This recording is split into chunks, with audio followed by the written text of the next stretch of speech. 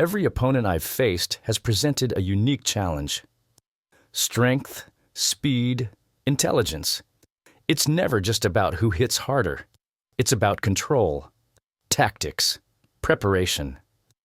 If I were ever to face Spider-Man, the key to victory wouldn't be brute force.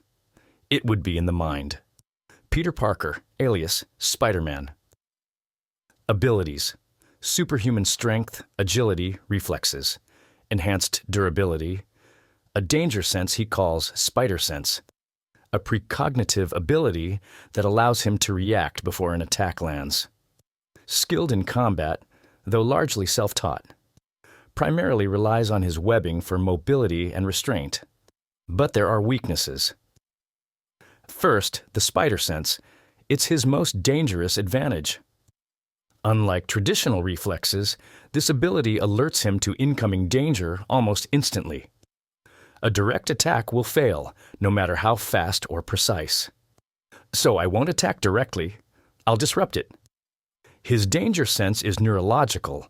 That means it can be overwhelmed, flooded with false signals, forcing his brain to misfire. The solution? High-frequency sonic disruptors, releasing non-lethal pulses to interfere with his perception of danger. If he can't trust his instincts, he's vulnerable. Second, his webbing. Stronger than steel, nearly impossible to break through conventional means. But it's synthetic, meaning it has chemical properties that can be countered. A specialized solvent, developed from previous encounters with similar synthetic materials, would dissolve his webbing on contact. Without his webs, his mobility and combat effectiveness drop significantly. Grounding him is essential. Without his webs, he's still fast, but now he has to engage on my terms. Physically, he's stronger than me, likely in the 10-ton range, meaning a single direct hit could be lethal. I can't let him land a strike.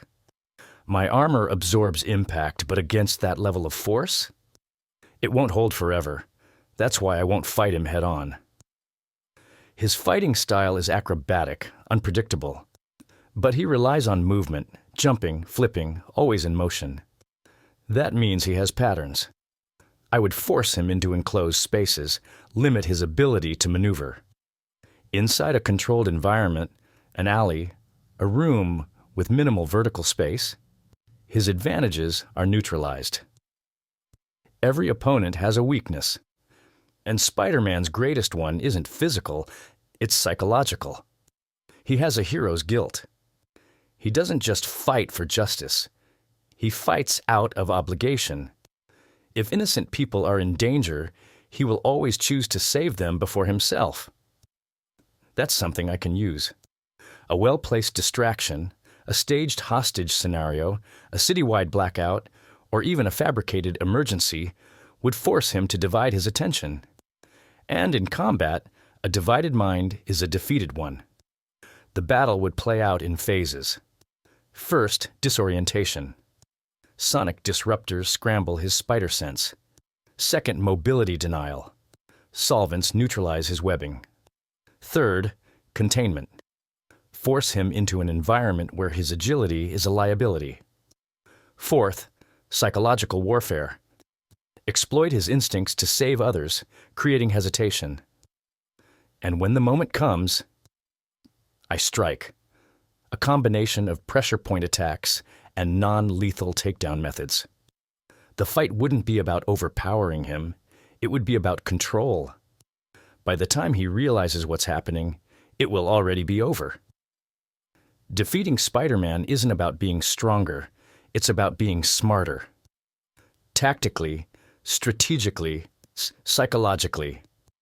And that's what I do best. In the end, it's not about who has powers. It's about who has the will to win. And I never enter a fight unless I know I'm going to win.